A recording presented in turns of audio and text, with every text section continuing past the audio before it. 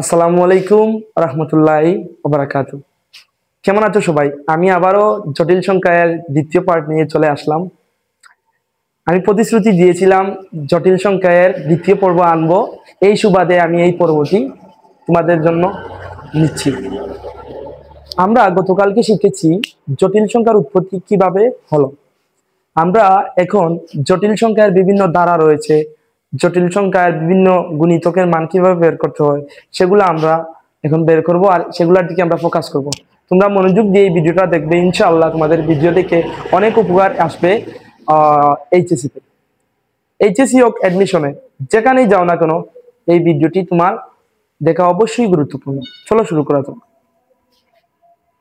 আমরা গতকালকে শিখেছিলাম আই কে √(-1) বলা যায়, এবং আরো শিখেছি আই কে স্কোয়ার করলে পাওয়া যায় আই স্কোয়ার, সেটা হবে -1।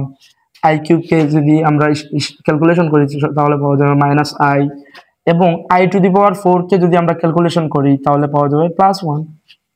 এখন আমরা আজকে শিখব চারটা ক্রমিক পূর্ণ সংখ্যা আই এর মাথায় যদি ঘাত আকারে থাকে তাহলে সেটার মান অলওয়েজ 0 হয়। বুঝছো? তাহলে আমরা লিখব, এখানে প্রথমত আই রয়েছে, I plus I square plus I cube plus i⁴ is always 0 হবে। কেন 0 হবে সেটা আমি এখন তোমাদেরকে প্রমাণ দেখাবো। বুঝছো? এখন আই এর মাথায় এখানে রয়েছে কোনো কিছু নাই, মানে আই এর মাথায় পাওয়ার রয়েছে 1। এরপরে আস্তে আস্তে আই এর পাওয়ার ক্রমিক সংখ্যায় রূপ নিতেছে। 1 এর পরে 2, 2 এর পরে 3, 3 এর পরে 4। এভাবে যদি আই এর মাথায় চারটা ক্রমিক পূর্ণ সংখ্যা যোগ আকারে পাওয়ারের উপরে থাকে তাহলে সেটার মান অলওয়েজ 0। এখন আমাদের তো বললে হবে না এটা কেন 0, আমাদেরকে সেটা প্রমাণ করে দেখাতে হবে। তাহলে এখানে তোমরা ফোকাস করো, এখানে সর্বনিম্ন পাওয়ার এর আই কোনটা সেটা আমরা ফোকাস করব।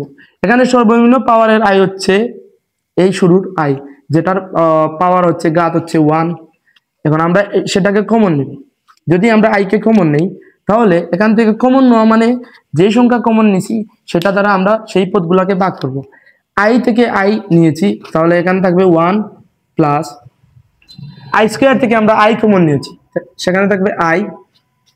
আই কিউব থেকে আমরা নিয়েছি আই কমন, তাহলে আই কিউব আর আই যদি আমরা ভাগ করে নিই, কমন নেওয়া মানে ভাগ করা, আমি আগেই বলেছি। I cube divided by i হবে আই স্কোয়ার, এবং i⁴ থেকে আই নিয়েছি সেটা হবে আই কিউব, মানে চারটা আই থেকে একটা আই যদি আমরা বিয়োগ করে দেই তাহলে হবে, মানে আমরা বিয়োগ করতেছি বলতে i⁴ কে আই দ্বারা ভাগ করছি।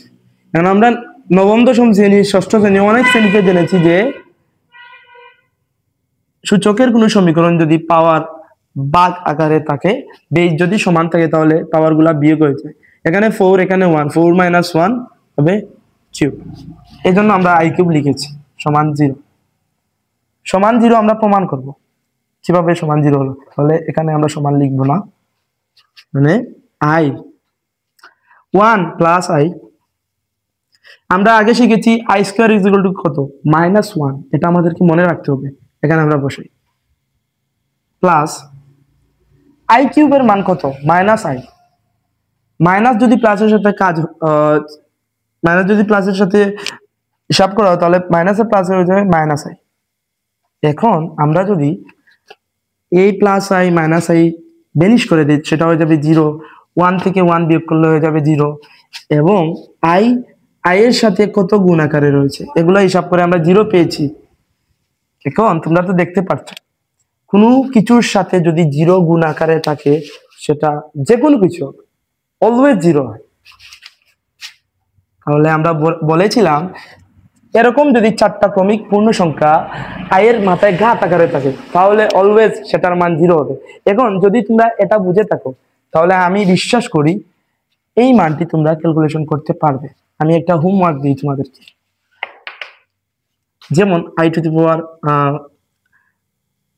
3, i⁴ 4, i⁴ 5, i⁴ 6 সমান জিরো কিভাবে হয় তোমরা বাড়িতে ট্রাই করবে, এবং এই ভিডিওটা তোমরা আগে দেখবে, তারপর তোমরা যদি এই ম্যাথটা করো, আশা করি তোমরা আশাহত হবে না, পারবে সবাই।